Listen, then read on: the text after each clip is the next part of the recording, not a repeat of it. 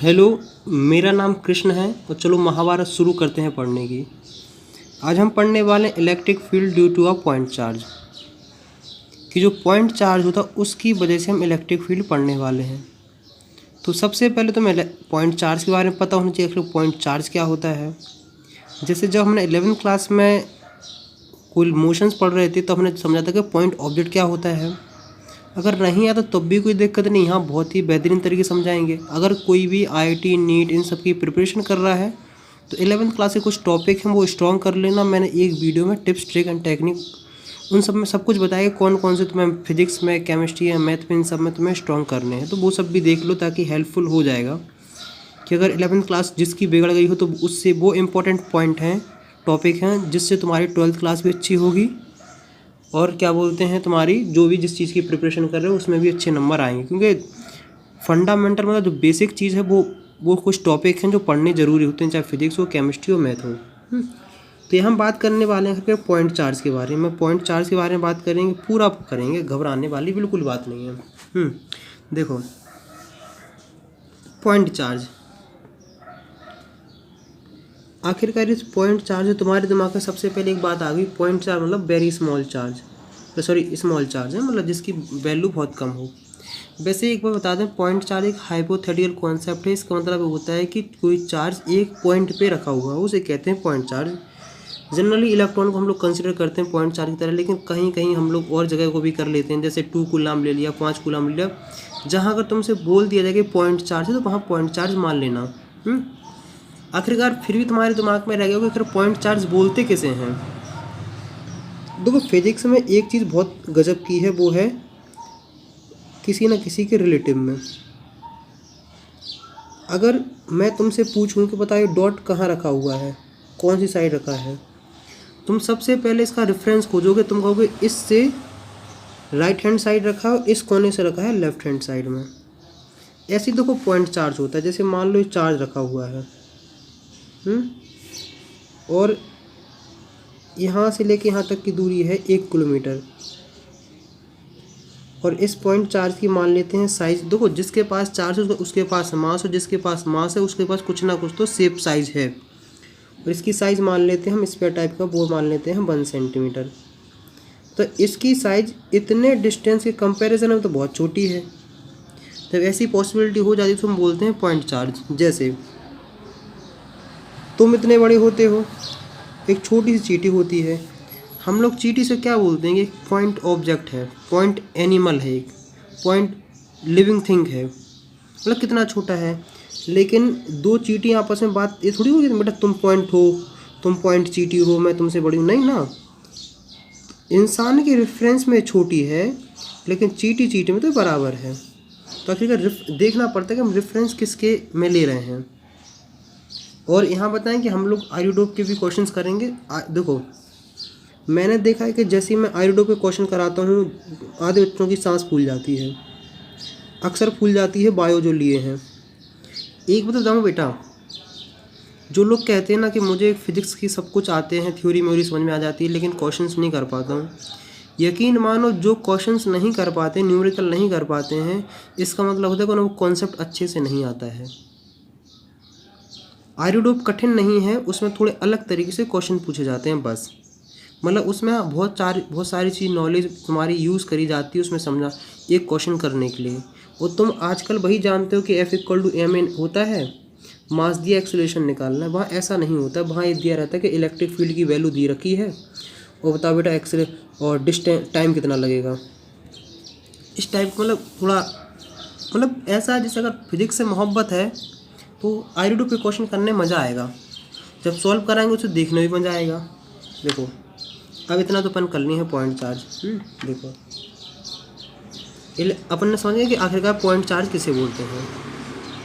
अब हम लोग निकालने वाले हैं, जैसे मान लो कि तुम्हारे पास ये कोई पॉइंट चार्ज में सोर्स चार्ज रखा हुआ है। क्या रखा है? सोर्स चार्ज रखा है। देखो जहाँ से हम देखना स्टार्ट करते हैं उसको हम रेफरेंस ओरिजिन मान लेते हैं। जैसे अगर तुम ऐसे एक खड़े हो, तुम्हारे फ्रेंड सर्कल खड़ा है और कोई जो लड़की आती है तो तुम कहते हो देखो तुम्हारी भाभी इतनी दूर है, भाभी देखो यहाँ से इतनी दूर है, मतलब एक भाभी का घर इतना दूर है, तुम्हारे जीजू का घर इतना दूर है, ऐसी रेफरेंस ले तो ना अपने आप से लेके। ऐसे देखो एक चार्ज है जहाँ से बात करने वाले हैं और हम इतनी दूरी पे क्या निकालने वाले, इलेक्ट्रिक फील्ड निकालने वाले हैं। एक बात बता दूं कि इलेक्ट्रिक फील्ड का फील नहीं आता है, बहुत कम आता है। भली पिछली वाली वीडियो में मैंने पूरी जी जान लगा दी इलेक्ट्रिक फील्ड समझाने के लिए, फिर भी मैं मानता हूँ कि बच्चों को इलेक्ट्रिक फील्ड वाला फील नहीं आता है। तो मैं अलग तरीके से कराता हूँ, देखना मैं कैसे, तुम्हें मज़ा आएगा देखना क्वेश्चन करने में भी। यहाँ पे निकालते हैं तो क्या करते हैं कि हम निकालते हैं, यहाँ इलेक्ट्रिक फील्ड निकालने हैं। तो जहाँ हमने मान लिया कि यहाँ एक पॉइंट चार्ज है जिसे बोलते हैं test charge. Test charge generally positive लिया जाता है। अब देखो ए पॉजिटिव है और टेस्ट चार्ज तो हम पॉजिटिव लेते ही हैं, मतलब ए अनीता है, ए विनीता है। अनीता विनीता दोनों एक ही, मतलब एक ही ऐसी हैं, दोनों पॉजिटिव पॉजिटिव। तो अनीता क्या करेगी, विनीता को रिपेल करेगी, इस साइड धक्का मारेगी कि नहीं। तो मतलब इस पे रिपल्सन का फोर्स लग रहा है इस डायरेक्शन में। और मैं पहले बता चुका हूँ कि जिस डायरेक्शन में इलेक्ट्रिक फील्ड का डायरेक्शन होता है, जिस डायरेक्शन में फोर्स का डायरेक्शन हो, तो उसी डायरेक्शन में इलेक्ट्रिक फील्ड का भी होता है।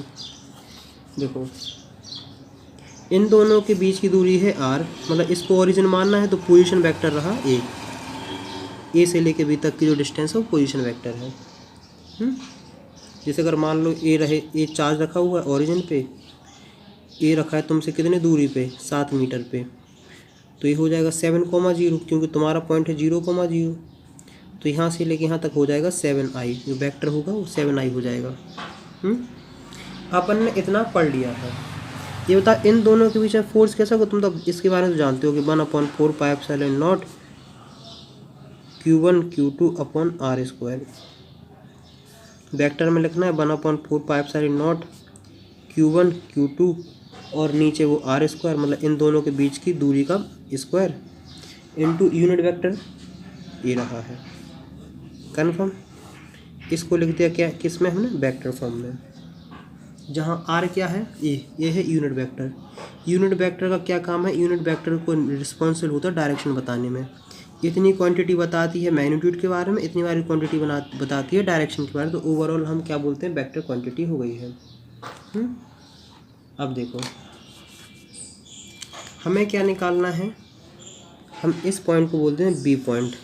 ये आगरा है, बम्बई है, भोपाल मान लो, जो मानना है। तो हम क्या निकालने वाले हैं कि electric field at point B, electric field at point B due to A charge. तुम इस चार्ज की वजह से यहाँ क्या निकालना चाहते हो, इलेक्ट्रिक फील्ड निकालना चाहते हो। तो हमने क्या कहा, इलेक्ट्रिक फील्ड का मैग्नीट्यूड क्या होता है कि फोर्स और जिस पॉइंट पे है तो एक Q0 हो जाएगा। फोर्स कितना है, 1/4πε0 Q1 Q2 अपॉन r²। ये Q1 है, ये Q2 है, r² अपॉन इस Q2 को बोल देते हैं Q0, और इसको बोल देते हैं हम Q1 ही मान लेते, Q0। इससे कैंसिल आउट, यार वेक्टर तो है। तो ई का तो इतना नहीं है, वो तो एक डेरिवेशन टाइप का है, तो अपने आप याद हो जाएगा। 1/4πε0 Q1 अपॉन r²। देखो इस फॉर्मूले को अपन अब समझना स्टार्ट करते हैं। क्या स्टार्ट करते हैं, ये पता क्या है, magnitude of electric field, magnitude of electric field due to charge Q1। क्या है, ड्यू टू चार्ज Q1। देखो बिल्कुल नहीं घबराना है। ये कौन सा चार्ज है जिसकी वजह से इलेक्ट्रिक फील्ड निकालनी है, और R क्या है, जितनी दूरी पे निकालनी है, और ये R डैश क्या है, ये तो यूनिट वेक्टर जो बताते हैं कि किस डायरेक्शन में निकालनी है। क्या बोलते हैं कि देखो ऐसे समझते हैं, जैसे इलेक्ट्रॉन है, मान लो प्रोटॉन है, एक है प्रोटॉन है, मतलब H+ है तुम्हारे पास, क्या है H+ है। इसकी वजह से तुम क्या निकालो, इलेक्ट्रिक फील्ड। कितनी डिस्टेंस पे, 3 मीटर पे। तो पता क्या लिखना है कि इलेक्ट्रिक फील्ड पता कैसे होगा, देखो ऐसे होगा, electric field due to H plus is equal to 1/4πε0। किसकी वजह से निकालना, इसकी वजह से निकालना है। H प्लस का चार्ज हो गया 1.6 इंटू 10⁻⁻19 कूलाम, मतलब QH लिख लेते हैं। H प्लस का चार्ज अपॉन कितनी दूरी पे, इतनी दूरी पे, 3 मीटर का स्क्वायर। इसको जब सॉल्व करोगे तो 10⁻9 इंटू 1.6 इंटू 10⁻⁻19 सॉल्व करके आएगा तो 1.6 इंटू 10⁻⁻10 न्यूटन पर कूलाम। अब इस बात की गहराई को समझो। इसका कहने का मतलब ये है कि तुम्हारे पास H प्लस है, उसकी 3 मीटर दूरी पे इतनी इलेक्ट्रिक फील्ड 1.6 इंटू 10⁻⁻10 न्यूटन पर कूलाम। इस 1.6 इंटू 10⁻⁻10 कूलाम का मतलब ये है कि अगर तुम यहाँ 1 कूलाम अगर कोई चार्ज लाओगे, इसका मतलब है कि अगर तुम यहाँ 1 कूलाम चार्ज रखोगे तो इतना फोर्स फील करेगा। क्या फोर्स करेगा, इतना फोर्स फील करेगा। इसका मतलब ये है। अब चाहे तुम यहाँ निकालो, चाहे यहाँ निकालो, चाहे यहाँ निकालो, 3 मीटर पे तुम कहीं भी निकालो, अगर तुम इसको रेडियस मान के तुम 3 मीटर का सर्कल खींच दे तो स्फीयर में, क्योंकि 3D में बात कर रहे हैं स्फीयर में, तो ये सोच लो कि हर उस 3 मीटर पे इतनी ही इलेक्ट्रिक फील्ड की वैल्यू है। तो मैं ऐसे मानना है जैसे मान लो क्या है, स्फीयर है और चार्ज क्या रखा है, सेंटर पे। कहाँ रखा, सेंटर पे। इसके सरफेस पे इलेक्ट्रिक फील्ड की तो वैल्यू कितनी होगी, 1.6 इंटू 10⁻⁻10 न्यूटन पर कूलाम। इसका ये है मतलब। तो फुटबॉल से समझ में आ रहा है कि आखिरकार फुटबॉल की जो सेंटर है वहाँ चार्ज रखा है और उसके सरफेस पे इतनी फील्ड है। तो हम क्या देख रहे हैं कि इलेक्ट्रिक फील्ड की वैल्यू किसके से, 1/4πε0 Q/r²। मतलब इलेक्ट्रिक फील्ड की वैल्यू डिपेंड कर रही है Q पे, मतलब कितना मैग्नीट्यूड है उस चार्ज का। मतलब ये Q क्या है, डिपेंड करता है कि मान लो जैसे अभी H प्लस का कितना चार्ज है, अगर मान लो तुम दूसरा कोई चार्ज ले लेते, जैसे Ca+2 ले लेते, इसका कितना चार्ज है। जैसे मान लो हमने कहा कि नहीं तुम 3 कूलाम की वजह से इलेक्ट्रिक फील्ड निकालो, कितनी दूरी पे, 3 मीटर पे, तो इसके लिए अलग आता 3 इंटू 10⁻9 आता। इसको इस तरीके से समझना है कि आखिरकार इतनी दूरी पे क्या क्या है, मतलब किस डिपेंड पे कर रहा है, उस चार्ज पे जिसकी वजह से एक निकालना है। मतलब ये पता कौन सा चार्ज है जिसकी वजह से हम इलेक्ट्रिक फील्ड निकाल रहे हैं। और E is inversely proportional to r²। क्या है, r²। r² का मतलब है कि इन दो कितनी दूरी पे निकालना है। इसका मतलब है कि अगर तुम r की वैल्यू बढ़ाते जाओगे तो E की वैल्यू घटती जाएगी। क्या, इलेक्ट्रिक फील्ड स्ट्रेंथ घटती जाएगी। देखो अगर जैसे इसका मतलब है कि अगर तुम चार्ज की वैल्यू बढ़ाते जाओगे तो इलेक्ट्रिक फील्ड की वैल्यू बढ़ती जाएगी। तो इसको इस तरीके से समझना है कि जैसे मान लो अभी हमें कितनी दूरी पे निकालना है, 3 मीटर पे निकालना है, नहीं मान लो 1 मीटर पे निकालनी, मतलब 3, हमारे पास 4 कूलाम एक चार्ज रखा हुआ है, हमें मान लो हमारे पास ये रखा है कि 1 इलेक्ट्रॉन, और हम 1 मीटर पे इलेक्ट्रिक फील्ड निकालना चाहते हैं और कहाँ निकालना चाहते हैं, 3 मीटर पे। तो 1 मीटर पे, 1 मीटर पे कितनी आएगी, 9 into 10⁻9 into 1.6 into 10⁻⁻19 upon 1 metre का स्क्वायर। तो उसमें ज़्यादा परेशान होने वाली बात नहीं है। तो यहाँ आ जाएगा 10 न्यूटन पर कूलाम। मतलब 1 मीटर दूरी पे इलेक्ट्रिक फील्ड की वैल्यू है इतनी। अगर कोई पूछे कि इलेक्ट्रिक फील्ड एट 3 मीटर, तो 9 इंटू 10⁻9 1.6 इंटू 10⁻−19 अपॉन 9, 9 से 9 कैंसिल, 1.6 इंटू 10⁻−10। तुम एक चीज़ देख रहे हो कि नहीं कि जैसे जैसे दूरी बढ़ रही है वैसे वैसे इसकी वैल्यू घटती जा रही है। पहले थी 14.4 और फिर क्या हो गई है 1.6। मतलब दूरी बढ़ने पे क्या हो रही है, इसकी वैल्यू घटती जा रही है। तो इसे बोलते हैं इन्वर्सली प्रोपोर्शनल। और एक पॉइंट तुम्हें मिसिंग, एक पॉइंट और दिख रहा होगा। क्या दिख रहा होगा कि ई की वैल्यू 1/4πε0 है Q/r²। इसकी बात कर चुके हैं, इसकी बात कर चुके हैं, इसकी बात नहीं करेंगे।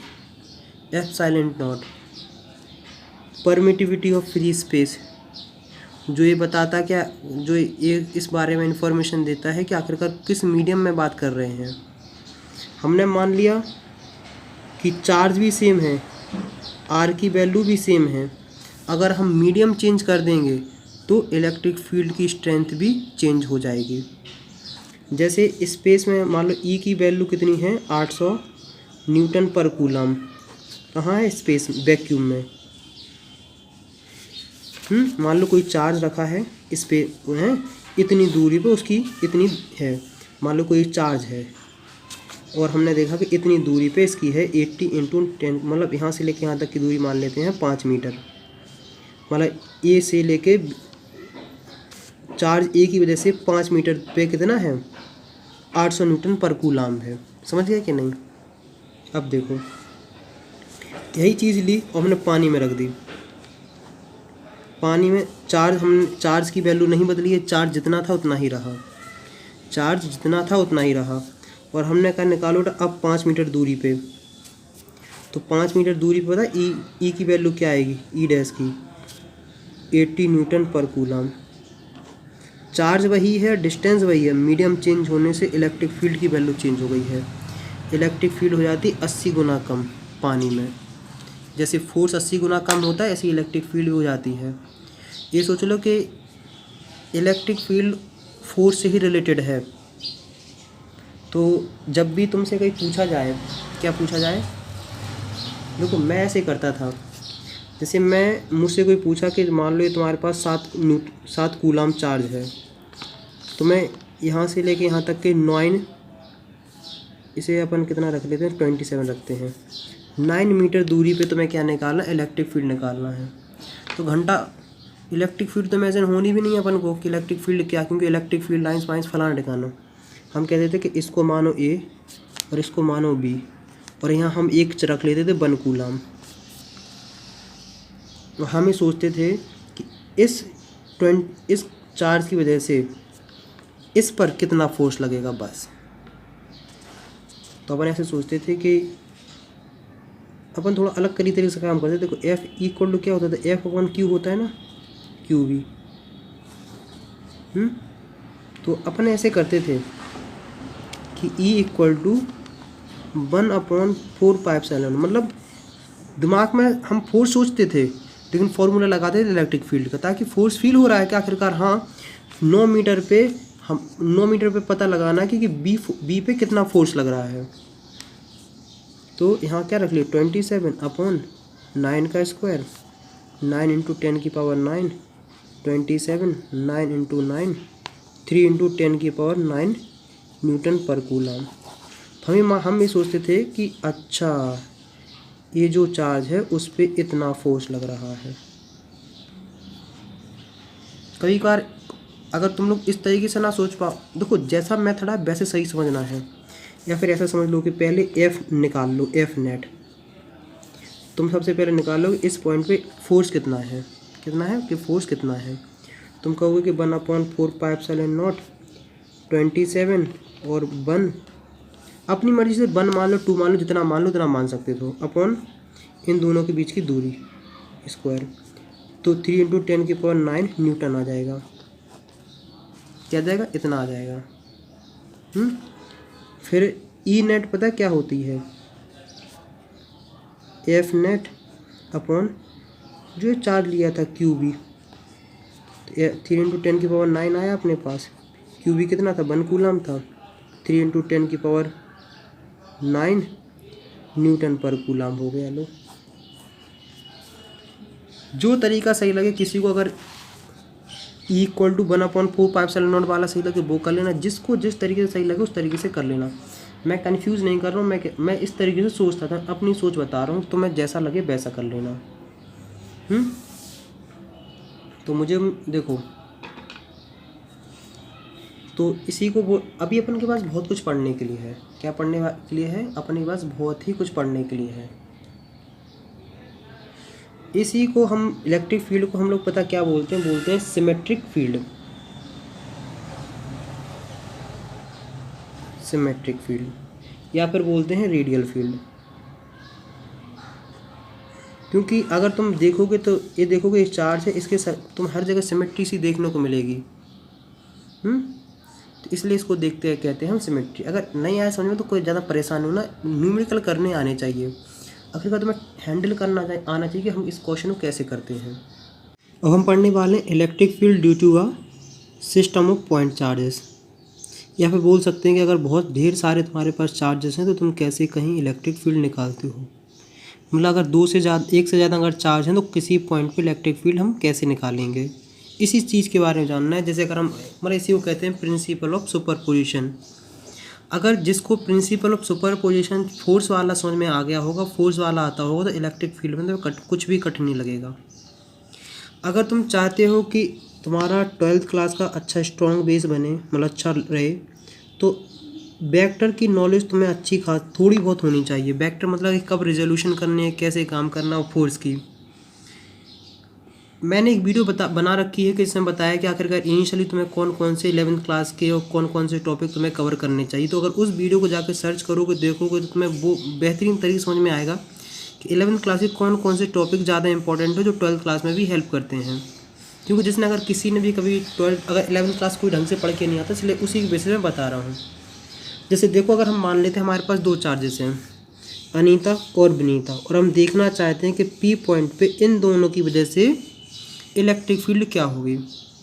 इलेक्ट्रिक फील्ड मतलब होता है कि एक प्रकार का इन्फ्लुएंस, मतलब प्रभाव, कि आखिरकार ए एंड बी चार्ज से पी पॉइंट पे क्या प्रभाव, क्या इलेक्ट्रिक फील्ड होगी। देखो बहुत आसान है। मान लो ए चार्ज है, बी चार्ज है, ए पॉजिटिव चार्ज मान ले तो इसकी इलेक्ट्रिक फील्ड का डायरेक्शन ऐसा जाएगा, और ए भी पॉजिटिव चार्ज है तो इसका भी इलेक्ट्रिक फील्ड का डायरेक्शन ऐसा जाएगा। और हम क्या जानते हैं कि इलेक्ट्रिक फील्ड क्या है, बहुत पहले बता चुका हूँ कि वेक्टर क्वांटिटी है। क्या है? वेक्टर क्वांटिटी है। जैसे मान लो इसका 2 कूलम चार्ज है, इसका मान लो 3 कूलम चार्ज है, और इस पी पॉइंट पे तुम्हें इलेक्ट्रिक फील्ड दोनों को जैसे निकालना। यहाँ से लेके यहाँ तक की दूरी मान लो 3 मीटर, और यहाँ से लेके यहाँ तक की दूरी मान लो 9 मीटर, और तुम निकालना चाहते हो कि ई पॉइंट पे इलेक्ट्रिक फील्ड की क्या वैल्यू है। कोई बड़ी बात नहीं होती है। देखो बहुत आसान है। इसकी वजह से यहाँ इलेक्ट्रिक फील्ड निकालो, तो तुम कहोगे कि इसका नाम रख देते हैं E A, electric field due to अनीता। E A = 1/4πε0 Q A upon यहाँ से लेके यहाँ तक की दूरी 3 का स्क्वायर, 9 × 10⁹ (9 × क्यू ए) 2 कूलम, इससे कैंसिल, 2 × 10⁹ न्यूटन पर कूलम। इतनी रही है। अब इसकी वजह से यहाँ इलेक्ट्रिक फील्ड निकालो, तो हो जाएगा E B 1/4πε0 Q B upon 9 का स्क्वायर इक्वल टू, तो 9 × 10⁹ 3/9 × 9, तो ये करोगे तो 1/3 × 10⁹ न्यूटन पर कूलम, मतलब 0.33 × 10⁹ न्यूटन पर कूलम। इतना हमने निकाल लिया है। अगर मान लेते हैं कि इलेक्ट्रिक फील्ड वेक्टर क्वांटिटी एक सिंपल सी स्केलर क्वांटिटी है। क्या है कि हमने देखो इसकी वजह से आ रही है 2 × 10⁹ और बी की वजह से आ रही है 0.3 × 3 × 10⁹। हम क्या मान लेते कि अगर मान लो ये क्या नहीं है, वेक्टर क्वांटिटी नहीं है, मान लो स्केलर क्वांटिटी है, तो यहाँ पर इलेक्ट्रिक फील्ड पता क्या होती, इन दोनों का सिंपली सम कर देते। सिंपली सम कैसे करते, जैसे हम लोग मास जोड़ते हैं कि 2 kg 3 kg 5 kg हो जाता है। तो मान लो क्या हो जाता है 2 × 10⁹ प्लस 0.3 × 10⁹, तो 2.33 × 10⁹ न्यूटन पर कूलम तुम्हें देखने को मिलता है। अगर ये इलेक्ट्रिक फील्ड क्या होती, वेक्टर क्वांटिटी नहीं होती। लेकिन वेक्टर क्वांटिटी को हम ऐसे सॉल्व नहीं करते हैं क्योंकि इलेक्ट्रिक फील्ड है वेक्टर क्वांटिटी। तो वेक्टर क्वांटिटी को सॉल्व करने के लिए तुम्हें वेक्टरली सम करना पड़ता है। वेक्टरली सम कैसे करते हैं उस चीज़ के बारे में हमें जानना है। देखो हमें क्या करना है, वेक्टरली सम करना है। तो जब भी तुम्हारे पास वेक्टर, जो भी क्वांटिटी वेक्टर, उसको सॉल्व करने का एक तरीका है, सबसे बेस्ट लगता है मुझे, कि तुम कोऑर्डिनेट सिस्टम इस पॉइंट पे बना दो, ऐसे बना दो और ऐसे बना दो। ये हो गया EX और ये हो गया EY, हॉरिजॉन्टल और वर्टिकल। और बाकी जो बचे हैं इन सबको क्या कर दो, रिजॉल्व। क्या कर दो, रिजॉल्व। इसको रिजॉल्व करो। जैसे मान लो यहाँ हम थीटा मान लेते हैं कि अभी एग्जैक्ट एंगल नहीं पता, जब हम प्रूफ करेंगे देखेंगे तब हमें पता चल जाएगा, थीटा और अल्फ़ा। तो जो EB था, तो देखो जहाँ से थीटा चिपक के जाता है वहाँ जाता है cos theta, EB cos alpha, और यहाँ हो जाएगा EB साइन अल्फ़ा। कन्फर्म। अब ए है EA कॉस थीटा, और यहाँ हो जाएगा EA साइन थीटा। अब तुम्हें क्या करना है, देखो वो बात अलग है कि तुम्हारे पास एक ई नेट का फॉर्मूला पढ़ा रखा हुआ किसी न कि EA का स्क्वायर प्लस EB का स्क्वायर, वो सिर्फ 2 चार्ज के लिए होता है। अगर 2 से ज़्यादा चार्ज होता है तो बच्चे परेशान हो जाते हैं। ये वाला मेथड ज़्यादा सही रहता है। ये अगर तुमसे 3 4 जितने भी चार्जेस हैं सब इन्वॉल्व हो जाए तब भी कोई इस मेथड से दिक्कत नहीं आती है, इसलिए वाले मेथड बता रहे हैं। तो तुमने देखा कि EY कंपोनेंट कितने आ गए हैं, EB साइन अल्फ़ा। देखो EB साइन अल्फ़ा ऐसा डायरेक्शन में है और EA साइन थीटा डाउनवर्ड में है। अपोजिट डायरेक्शन में होता है तो हम ओवरऑल क्या लिख लेते हैं, निगेटिव करके। तो EA साइन थीटा। अब ऐसे हम EX निकालेंगे, आखिरकार हॉरिजॉन्टल क्या होंगे। तो देखो जिस डायरेक्शन में EB साइन थीटा है, EB कॉस अल्फ़ा है, उसी डायरेक्शन में EA कॉस थीटा है। जब दोनों डायरेक्शन में सेम हो तो हम प्लस कर लेते हैं, EB cos alpha plus EA cos theta. हमारे पास 2 कंपोनेंट आ गए हैं। इसका मतलब है कि हम लोगों ने क्या कर लिया है, पूरा सिस्टम ऐसे रिजॉल्व कर दिया है, ऐसे और ऐसे। मतलब जितने भी वेक्टर थे हमने सब में 2 में ला दिए हैं, EB sine alpha EA sine theta, और यहाँ हो जाएगा EB cos alpha plus EA cos theta. अब एक चीज़ तुम्हें पता होगा वेक्टर की, अगर 2 वेक्टर ऐसे जाते हैं तो उनका रिजल्टेंट आता है 20 से ऐसा। ये होगा क्या, ई नेट। क्या होगा, ई नेट। मतलब इतने की वैल्यू क्या है, इतनी है, और इतनी की वैल्यू इतनी है। तुम्हें इतने की वैल्यू निकालनी है। तुम कुछ नहीं, इस वाले को यहाँ तक ऐसे मान लो। मतलब इसकी वैल्यू कितनी है,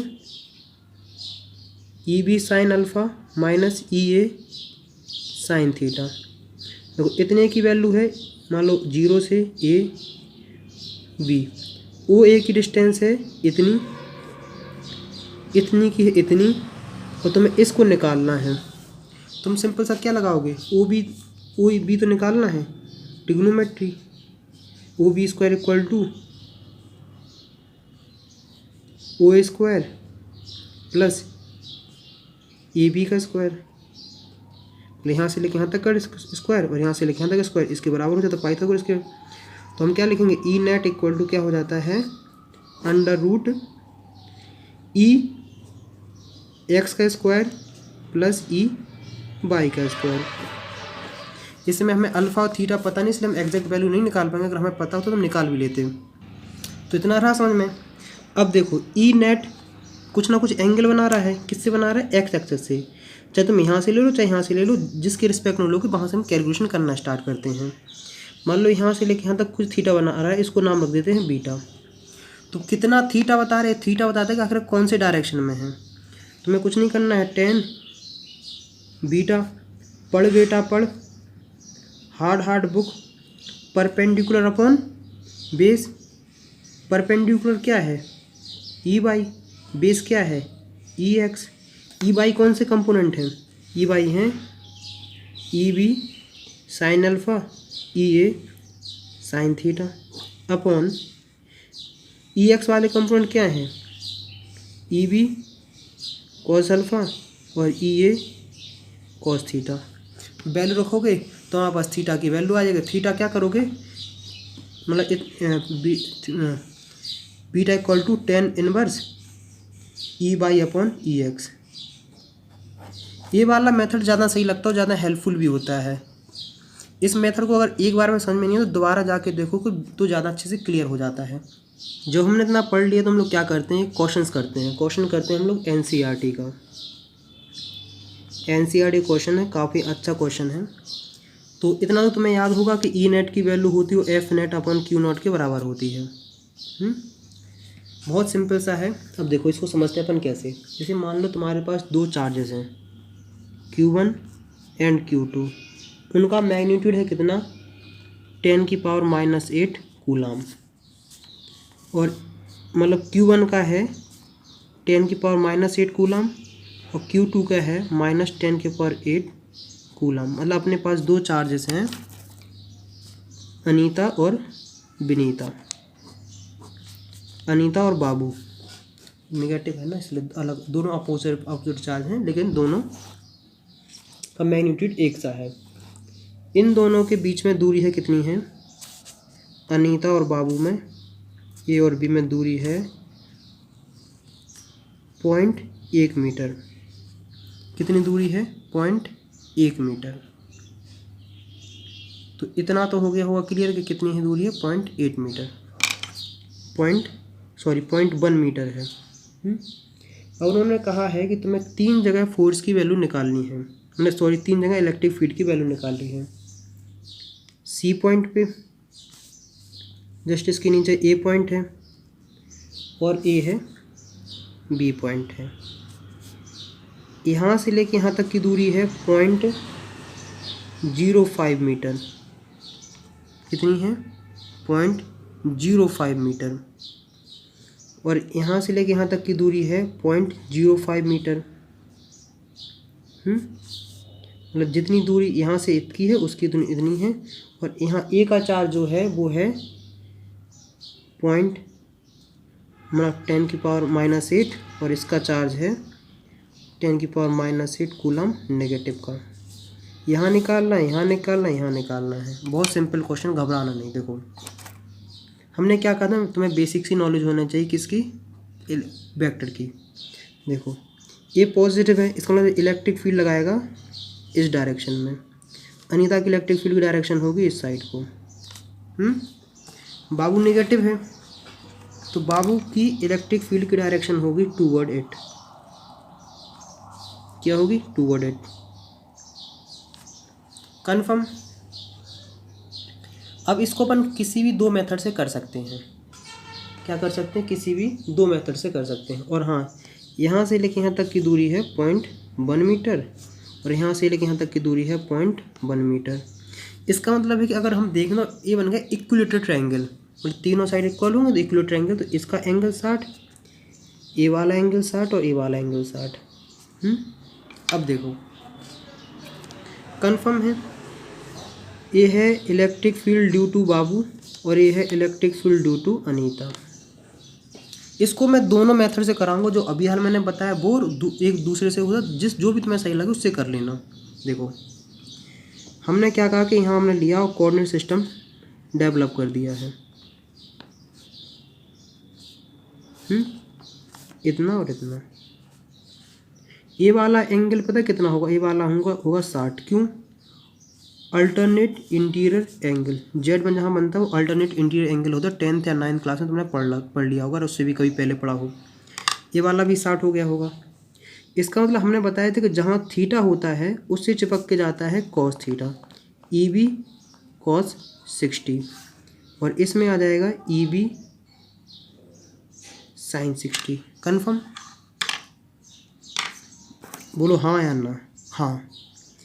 ये वाला एंगल कितना होगा 60। तुमको कैसे देखो, करस्पॉन्डिंग इंटीरियर एंगल, जहाँ देखा होगा जहाँ एफ सा बनता है ना वहाँ बराबर एंगल होते हैं अगर ये दोनों लाइन पैरेलल हैं। हमने ऐसा सिस्टम खींचा कि ये वाली लाइन इस लाइन के पैरेलल है, इस और ये वाली लाइन इस लाइन के परपेंडिकुलर है। तो हमने क्या देखा कि जहाँ थीटा जाता है वहाँ क्या आ जाता है ई ए कॉस 60, और यहाँ क्या जाएगा, ये जाएगा ई ए साइन 60। कन्फर्म? तो हम लोग सबसे पहले क्या करेंगे, हम लोग निकालेंगे ई ए और ई बी की value. E A 1/4 pi epsilon not, 1/4 pi epsilon not Q A upon इन दोनों के बीच की दूरी है तो 0.1 मीटर का स्क्वायर, इतनी ही दूरी है। ठीक है, देखो यहाँ से लेके यहाँ तक की दूरी 0.1 मीटर है तो वहीं रख लेंगे। अब देखो 9 × 10⁻⁹, ई ए की वैल्यू है 10⁻⁻8 अपॉन 0.01। इसको करोगे तो 1 × 10 और 0.01। इसको तुम करोगे तो सॉल्व आएगा तो आ जाएगा 9,000 न्यूटन पर कूलम, मतलब electric field due to Anita है इतनी। अब हम क्या निकालने वाले, electric field due to Babu. तो बाबू की जैसे निकालते हैं electric field due to Babu, मतलब electric field due to Babu का मैग्नीट्यूड होगा 1/4 pi epsilon not q B upon 0.1 का स्क्वायर। तो क्या हो जाएगा 9 × 10 की इतने की तो होती है 9 × 10⁻⁹, इसका है 10⁻⁻8 अपॉन 0.01। देखो बेसिकली अगर कोई कहेगा कि यहाँ नेगेटिव साइन लगा लेंगे, निकालो नेगेटिव है तो ये नेगेटिव तुम्हें देखेगा 900 न्यूटन पर कूलम। इस नेगेटिव का इतना ही मतलब है कि जो डायरेक्शन इलेक्ट्रिक फील्ड का वो टूवर्ड चार्ज है और कुछ नहीं है। अगर तुम कहोगे कि इसका ई बी का मैग्नीट्यूड क्या होगा, अगर मैग्नीट्यूड की बात करते हो तो मैग्नीट्यूड हम ये लेंगे, क्या लेंगे, पॉजिटिव क्वांटिटी लेंगे। तो अपन ने देख लिया है एक मेथड, दो मेथड से क्वेश्चन करना है ना। पहले हम ये वाला बताते हैं क्योंकि ये वाला मेथड ज़्यादा यूज़ होता है। ये वाला यूज़ पता जब अगर 3 से ज़्यादा चार्जेस होंगे तब ज़्यादा यूज़ होगा। देखो तो ई एक्स कंपोनेंट कितने हैं, ई एक्स हैं ई ए कॉस 60 प्लस ई ए ई बी कॉस 60। एक चीज़ तुम देख रहे हो, क्या देख रहे हो कि ई ए का मैग्नीट्यूड और ई बी का मैग्नीट्यूड बराबर है, कितना है 9000। तो हम क्या लिख सकते हैं, जनरली ई लिख सकते हैं कि नहीं इसे। तो इन दोनों को ले लिया हमने कॉमन, तो हमने लिया ई cos 60 प्लस cos 60, और cos 60 की तुम वैल्यू जानते हो कितनी होती है 1/2 प्लस 1/2, आंसर आ जाएगा ई। और ई एक्स मतलब हो जाएगा ई की वैल्यू कितनी है 90000। अब हम निकालते हैं ई बाई कंपोनेंट। कितने कंपोनेंट निकालते हैं, ई बाई कंपोनेंट। देखो देखते जाओ, हम दोनों मेथड बताएंगे, वो जो सही लगे वो फॉलो कर लेना। तो इसमें कंपोनेंट ऐसे हैं कि E A sine theta opposite है, मतलब अपवर्ड है, ए डाउनवर्ड है, तो हम कर देंगे नेगेटिव। तो E A sine 60 minus E B sine 60, और हम क्या जानते हैं कि E A equal to E B है, मतलब अगर हम ई ए लिख लेंगे इसे तो कोई परेशानी नहीं, मतलब ए दोनों हो जाएंगे कैंसिल। मतलब ई बाई की वैल्यू कितनी आ रही है 0, मतलब इलेक्ट्रिक फील्ड का कोई भी पार्ट बाई डायरेक्शन में नहीं है। मतलब जो भी पार्ट आ रहा है वो कहाँ आ रहा है, एक्स डायरेक्शन में आ रहा है। तो जो ई नेट की जो वैल्यू है, देखो ऐसे ही बना ना ट्रायंगल, देखो कि ए क्या है बाई कंपोनेंट ई बाई, और ये रहा ई एक्स कंपोनेंट। और अपन को ए वाली लाइन निकालनी है, इतनी निकालनी है। तो पाइथागोरस यूज़ करते हैं, इसको बोलते हैं ई नेट। तो ई एक्स का स्क्वायर, ई नेट का square E X square plus E Y का स्क्वायर। तो ई नेट की वैल्यू क्या आती है, ई एक्स का स्क्वायर प्लस ई वाई का स्क्वायर। इसकी वैल्यू रखो 9000 का स्क्वायर प्लस इसकी वैल्यू रखो 0 का स्क्वायर, तो आंसर आ जाएगा तुम्हें 9000 न्यूटन पर कूलम। मतलब इलेक्ट्रिक फील्ड की जो वैल्यू आ रही, ई नेट की वैल्यू आ रही, वो कितनी आ रही, 9000 न्यूटन पर कूलम। तो तुमने देखने को मिल रहा है कि एच ए सी पॉइंट था, यहाँ एक चार्ज था, यहाँ एक दूसरा चार्ज था, 10 की पावर -8, 10 की पावर -8, नेगेटिव ये रहा पॉजिटिव। तो मतलब जो ई नेट आ रही है वो आ रही, इलेक्ट्रिक फील्ड आ रही इस डायरेक्शन में, ई नेट क्या रही, इस डायरेक्शन में। इसका मतलब ये है कि जिस डायरेक्शन में इलेक्ट्रिक फील्ड होती है उसी डायरेक्शन में क्या होता है, फोर्स भी होता है, इलेक्ट्रोस्टैटिक फोर्स। इसका मतलब ये है कि अगर तुम यहाँ कोई पॉजिटिव चार्ज रखोगे, यहाँ मान लो हमने यहाँ रखा है 2 कूलम पॉजिटिव चार्ज, तो इस पर पता कितना फोर्स लगेगा, इस पर यहाँ फोर्स लगेगा एफ नेट इक्वल टू हो जाएगा ई नेट इंटू चार्ज। ई नेट की वैल्यू है 9000 इंटू 2, तो इसे फोर्स लगेगा 18000 न्यूटन। कितना लगेगा, 18000 न्यूटन। और कौन से डायरेक्शन में लगेगा, इस डायरेक्शन में। इसका मतलब है कि इस डायरेक्शन में इसमें लगेगा 18000 का न्यूटन। तो हमें देखने को मिलता है कि ये बॉडी अगर यहाँ पॉजिटिव चार्ज रखोगे ना, तो ये पॉजिटिव चार्ज इस डायरेक्शन को, इस डायरेक्शन रिपेल होगा, रिपल्सन तुम्हें देखने को मिलेगा इस डायरेक्शन में। तो अगर कोई लिखना चाहे कि ई नेट की वैल्यू है, ई नेट की वैल्यू है 9000 न्यूटन पर coulomb in the right hand side direction. ये रहा, क्या लिख दिया हमने, सिर्फ वेक्टर के साथ, डायरेक्शन ही बता दिया कि नहीं, अगर कौन से डायरेक्शन इलेक्ट्रिक फील्ड है, इस डायरेक्शन इलेक्ट्रिक फील्ड है।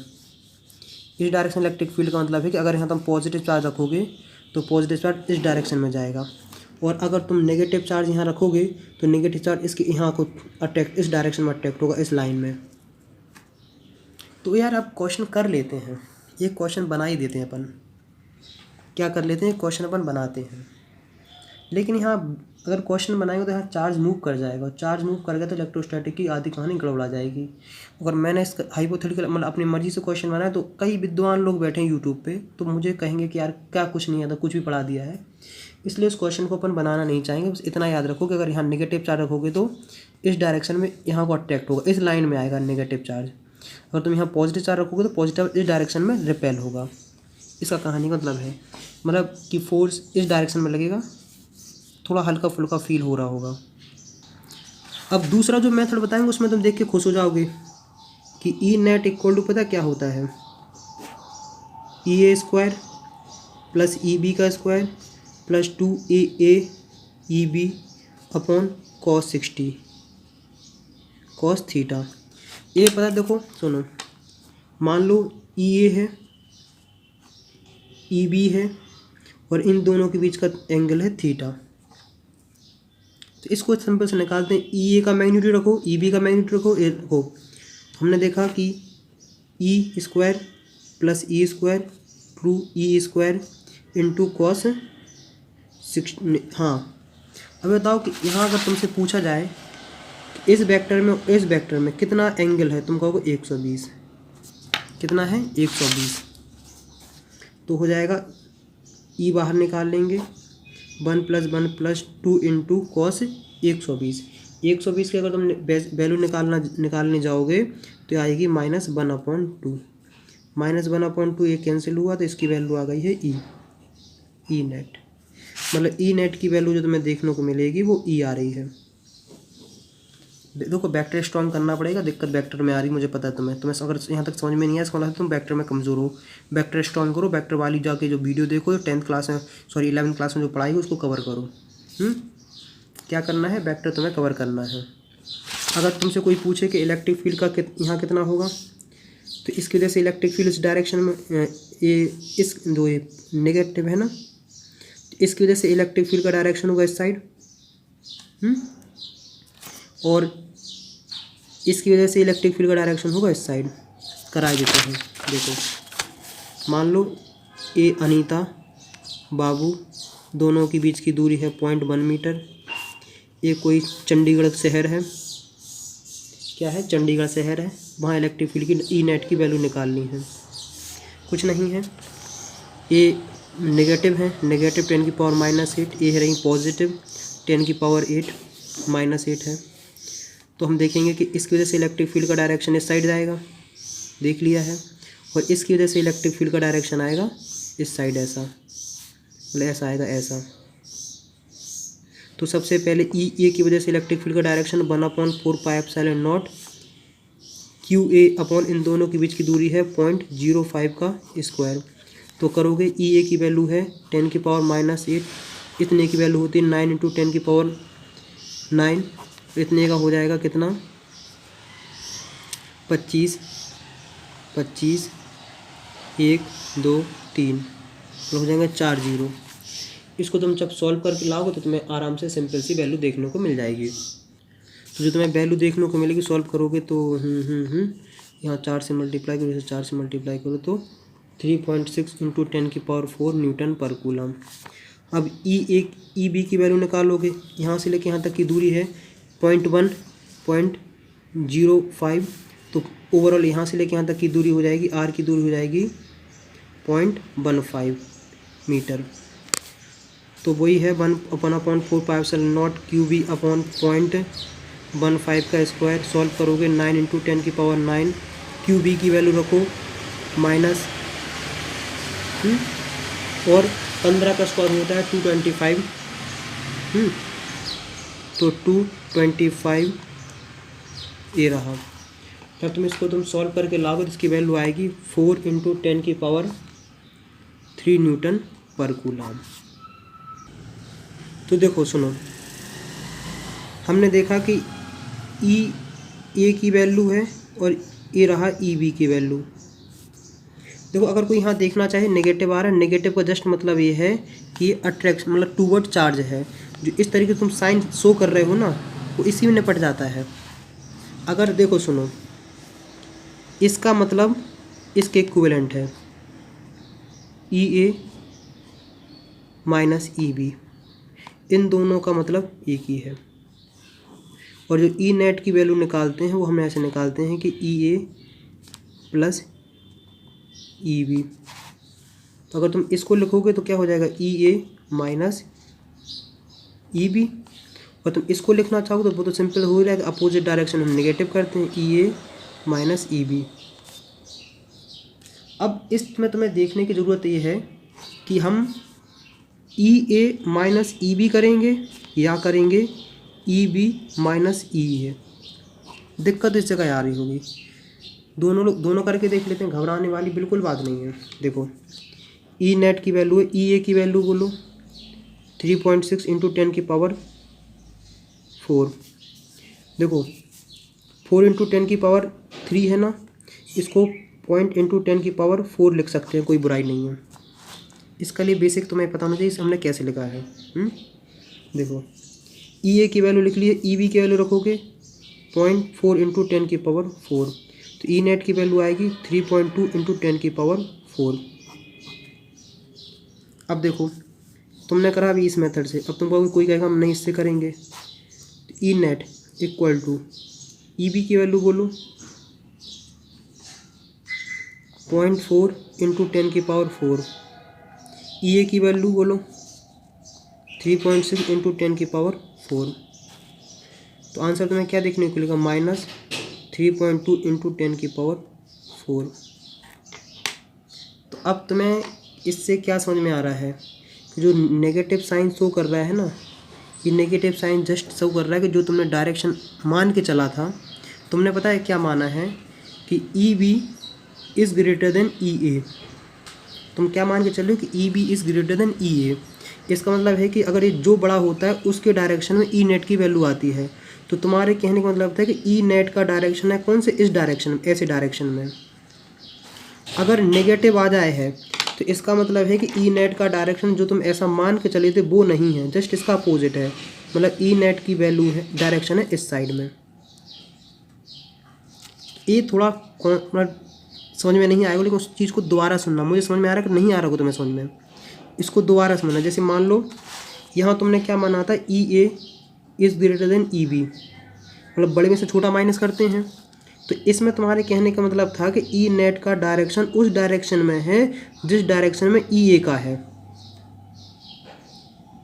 तो जब तुमने ओवरऑल सॉल्व करके देखो तो ये पॉजिटिव आ गई है।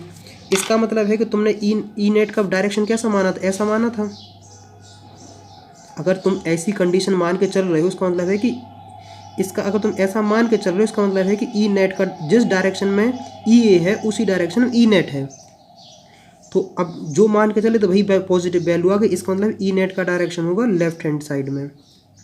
और अगर यहाँ नेगेटिव आ रहा है, इसका मतलब है कि जो तुम डायरेक्शन इस डायरेक्शन में मान के चले थे, इस डायरेक्शन में इलेक्ट्रिक फील्ड का डायरेक्शन नहीं है नेट का, इसके जस्ट अपोजिट वाले में, इसका मतलब है इसका डायरेक्शन इस साइड। तो ई नेट का डायरेक्शन होगा इस साइड में। नेगेटिव पॉजिटिव में थोड़ा खेल खेलना पड़ता है, समझना पड़ता है, दिमाग लगाना पड़ेगा, तभी जाके कुछ होगा। अब एक क्वेश्चन रहेगा कि ई इतना रहा है, ए इतना रहा है, यहाँ 8 -8 है। देखो पॉजिटिव वजह से यहाँ सेंटर पे निकालना, पॉजिटिव वजह से इस डायरेक्शन में होगा और नेगेटिव वजह से भी इस डायरेक्शन में होगा। सॉल्व करोगे तुम्हारे पास आंसर देखने को मिल जाएगा, शायद इतना हो जाएगा 7.2 × 10⁻³ न्यूटन पर कूलम, ये आएगा शायद। मुझे एग्जैक्ट अभी कुछ याद नहीं है, लेकिन लगभग इतना ही आना चाहिए। तो मुझे 4 होगा यहाँ।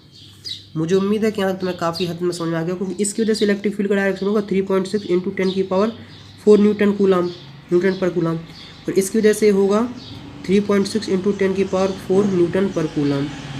नेगेटिव पॉजिटिव का इतना ही मतलब होता है कि आखिरकार इलेक्ट्रिक फील्ड का डायरेक्शन क्या है, और दूसरा कोई मतलब नहीं है। अगर तुम सोचोगे कि ई बी की वैल्यू जो तुम आ रहे हो वो आ रही है -3.6 × 10⁻⁴ न्यूटन पर कूलम, इस नेगेटिव का मतलब ये है कि तुमने डायरेक्शन टूवर्ड चार्ज लिया है, और तुमने यहाँ टूवर्ड चार्ज ही लिया है। तो अगर तुम एक बार नेगेटिव साइन यहाँ कंसीडर करके चल रहे हो, तो दोबारा 3.6 × 10⁻⁴ -3.6 × 10⁻⁴ नहीं लिखना। क्यों नहीं लिखना? क्योंकि अगर तुमने इस डायरेक्शन में ऐसे ले लिया है, तो अगर इतना समझ लो कि अगर दोनों का डायरेक्शन एक होता है तो हम सम करते हैं, मैग्नीट्यूड को नहीं देखते हैं, ना ही साइन को देखते हैं। अगर दोनों अपोजिट डायरेक्शन में हैं तो हम सब्ट्रैक्ट करते हैं। नेगेटिव पॉजिटिव में मत फंसना, नहीं तो बहुत कन्फ्यूज जाओगे। सबसे पहले तुम्हें क्या करना है कि तुम सबसे पहले बनाओ कि आखिर कहाँ कौन सा डायरेक्शन जा रहा है। तुमने कहा कि इसकी वजह से, देखो सुनो, तुमने कहा पॉजिटिव वजह से इस डायरेक्शन में जा रहा है, और नेगेटिव की वजह से इस डायरेक्शन में जा रहा है, मतलब ए है और ये बी है। इसकी वजह से इलेक्ट्रिक फील्ड का डायरेक्शन इस डायरेक्शन में है, इसकी वजह से इलेक्ट्रिक फील्ड का डायरेक्शन इस डायरेक्शन में है। दोनों सेम डायरेक्शन में है, तुम्हें दिमाग नहीं लगाना। ई नेट की वैल्यू हो जाएगी ई ए प्लस ई बी। कभी कभार ऐसा होगा ए पॉजिटिव है और ये नेगेटिव है, तुम निकालना चाहते यहाँ, तो यहाँ पॉजिटिव वजह से इलेक्ट्रिक फील्ड का डायरेक्शन इस साइड होगा, और नेगेटिव वजह से इलेक्ट्रिक फील्ड का डायरेक्शन होगा इस साइड में। तो ई हो जाएगा ई बी, और ये रहा ई ए। तो ई नेट की वैल्यू जस्ट तुम्हें कुछ नहीं करना है, ई ए माइनस ई बी करना है। मतलब ई नेट में तुम्हें पता क्या करना है, बिगर में से स्मॉलर माइनस करना है। देखो बेटा, फिजिक्स है, अच्छों की दिमाग गर्म हो जाते वो इलेक्ट्रोस्टैटिक में। अगर तुम्हें लग रहा है कि समझाने में कोई गलती हो रही, समझा नहीं पा रहे, मुझे ही पता है कि तुम्हारे दिमाग में दिल पे कितनी बीत रही है। मुझे ही पता है कि तुम्हें कितना समझ में नहीं आ रहा हो, कितना आ रहा है, इसलिए मैं इतनी कोशिश कर रहा हूँ एक चीज़ पे इतना मतलब रिसर्च ही करा रहा हूँ। मेहनत करोगे तब जाके मज़ा आएगा, मेहनत करोगे तब जाके मज़ा आएगा। इसलिए मैंने दोनों मेथड बताए हैं, रेजोल्यूशन करने वाला ही बताया और एफ नेट जो ई नेट का वेक्टर फॉर्म भी बताया। जो तुम्हें सही लगे वो करते जाओ, प्रैक्टिस करोगे तब जाके आएगा। एक वीडियो को कई बार देखो तब समझ में आएगा। ऐसा नहीं कि कुछ हम मिसिंग कर रहे हैं, हम छोड़ रहे हैं, ऐसा नहीं कि हम कुछ भी पढ़ाते जा रहे हैं। मैं होश ना को तुम्हारे दिमाग में क्या डाउट्स है, मुझे पता है कि बहुत डाउट्स आते हैं इसमें, क्योंकि तुमने आखिरकार 11th क्लास में वेक्टर नहीं पढ़ा है। जब तुमने वेक्टर पढ़ा ही नहीं है तो तुम कैसे यहाँ उम्मीद कर लोगे तुम्हें कुछ ढंग का आएगा। जिनने अगर 10th 11th क्लास में वेक्टर से रिलेटेड फोर्स में क्वेश्चंस करे होंगे तो उनको यहाँ दिक्कत कम आ रही होगी। रेजोल्यूशन वाले किए होंगे, वेलोसिटी में किए होंगे, रिलेटिव वेलोसिटी में किए होंगे, बहुत जगह किए होंगे क्वेश्चन, तो वहाँ तुम्हारा क्लियर है। और तुम कैसे उम्मीद कर सकते हो कि 11th क्लास का तुम्हारा सुपड़ा साफ हो, 12th क्लास में जाकर तुम कहोगे नहीं हमें हर चीज़ एक ही बार में समझ में आएगी। अगर एक बार में समझ में नहीं आएगी तो दोबारा देखो। मुझे भी पता है कि तुम्हारे दिल और दिमाग पे क्या बीत रही, तुम पे क्या समझ में नहीं आ रहा है। मुझे पता है कि तुम्हें वेक्टर समझ में नहीं आ रहा है, इसलिए इतना दिमाग लगा रहा हूँ। मुझे पता है कि बहुत सारे कॉन्सेप्ट मतलब बॉल बाउंस कर रही हैं। एक वीडियो को कई बार देखो तब जाके समझ में आएगा। ये बच्चों का खेल नहीं है, लेकिन बच्चे इसी को सॉल्व करते हैं। बच्चे इसलिए इस फिजिक्स का इतना ज़्यादा चल जाता है क्योंकि लोग इसमें बहुत मतलब इलेक्ट्रोस्टैटिक बहुत कम लोग हैंडल कर पाते हैं। तो एक वीडियो कई बार देखो, 2 बार देखो, 3 बार देखो, तब जाके समझ में आएगा। कई बार उसे क्वेश्चन देखो, पहले जो सॉल्व की हो क्वेश्चन उसको देखो वेक्टर कैसे यूज़ हो रहा है, किस तरीके से हम उसका डायरेक्शन निकाल रहे हैं, कैसे कर रहे हैं। अगर मैं कराने पे बैठूँ तो समझ लो कि इस पर मैं कम से कम 2-3 घंटे इसी पे पढ़ाता रहूँगा एक टॉपिक पे। तो आखिरकार बताओ कि यहाँ तक क्या डाउट्स है, क्या समस्या है। एक वीडियो कई बार दो, क्वेश्चंस लगाओ, तब जाके क्लियर होगा। तो नेक्स्ट वीडियो मिलते हैं नेक्स्ट टॉपिक के साथ, तब तक बाय बाय। जाते जाते मैं तुम्हें एक बता दूं कि जहाँ भी 2 से ज़्यादा चार्जेस आ जाएं, जैसे मान लो एक क्वेश्चन है कि यहाँ 50 कूलाम है, यहाँ भी 50 कूलाम है, और यहाँ है कितना है -50 कूलाम। यहाँ से लेके दूरी, यहाँ से लेके दूरी मतलब एक स्क्वायर बन रहा है। तो मैं स्क्वायर के 3rd पॉइंट पे तुम्हें नेट इलेक्ट्रिक फील्ड निकालनी है। तो सबसे पहले तुम्हारे दिमाग में क्या आना चाहिए कि आखिरकार पॉजिटिव इलेक्ट्रिक फील्ड का डायरेक्शन इस डायरेक्शन में, ये नेगेटिव इलेक्ट्रिक फील्ड का डायरेक्शन इस डायरेक्शन में, ये पॉजिटिव इलेक्ट्रिक फील्ड का डायरेक्शन होगा इस डायरेक्शन में। तो इसका नाम रख देते हैं अनीता, भोपाल, चंदू और डी फॉर डॉली। तो EA, ED और EC 3 चार्जेस आ गए, 3 चीज़ आ गई, फंस जाओगे। इनमें तुम्हें कुछ नहीं करना है, रिजोल्यूशन कर देना है, कोऑर्डिनेट सिस्टम लगा दो, थीटा यहाँ बनाओ, बाकी तुम्हें कोई रिजॉल्व करने की जरूरत नहीं पड़ेगी। आखिरकार ये एंगल कितना होगा, ये एंगल तुम्हें बहुत जल्दी समझ में आ गई, 45 होगा। तुमको 45 कैसा होगा, क्योंकि जितना इसका वर्टिकल अपोजिट एंगल है ये 45 होगा। स्क्वायर है, स्क्वायर को डायगोनल 2 पार्ट में डिवाइड करते, ये एंगल तो 45। तो हो जाएगा EB cos 45, हो जाएगा EB sin 45। तुम्हें कुछ नहीं करना है। EX हॉरिजॉन्टल में कंपोनेंट कौन कौन से आ रहे हैं, EA plus EB cos 45। EY में कौन से आ रहे हैं, ए इस डायरेक्शन में है या अपोजिट में है, तो EC माइनस EB कर लो sin 45। और E नेट की वैल्यू पता क्या आएगी, EX का स्क्वायर प्लस EY का स्क्वायर। कन्फर्म। अब तुमसे पूछा जाए कि कौन से डायरेक्शन में, दो tan बीटा, क्योंकि देखो जब तुमने ऐसे अगर मान लो तुमने ले लिया है कि EC से मतलब रिजल्टेंट तुमने ऐसे मान लिया, जिसको डाउन मान लिया, ऐसा माना ना तुमने ऐसा, तो इसे माना तुमने EY, इसे माना EX, तो रिजल्टेंट इसमें से जाएगा कि नहीं। तो हम क्या मान लेते हैं, हम यहाँ मान लेते हैं बीटा, जितना है उतना ही यहाँ आ जाता है EY। तो tan बीटा इक्वल टू, पढ़ बेटा पढ़, hard book, perpendicular upon base, perpendicular क्या हो गया है EY, बेस क्या है EX। सॉल्व करोगे आ जाएगा बीटा इक्वल टू हो जाएगा tan inverse EY upon EX। Positive negative में थोड़ा दिमाग लगा लेना कि आखिर किसको कहाँ से शिफ्ट करना है। तो मुझे उम्मीद है कि यहाँ तक तुम्हें काफ़ी हद तक समझ में आ गया होगा कि आखिर कैसे निकालना है, किस तरीके से तुम्हें सॉल्व करना है।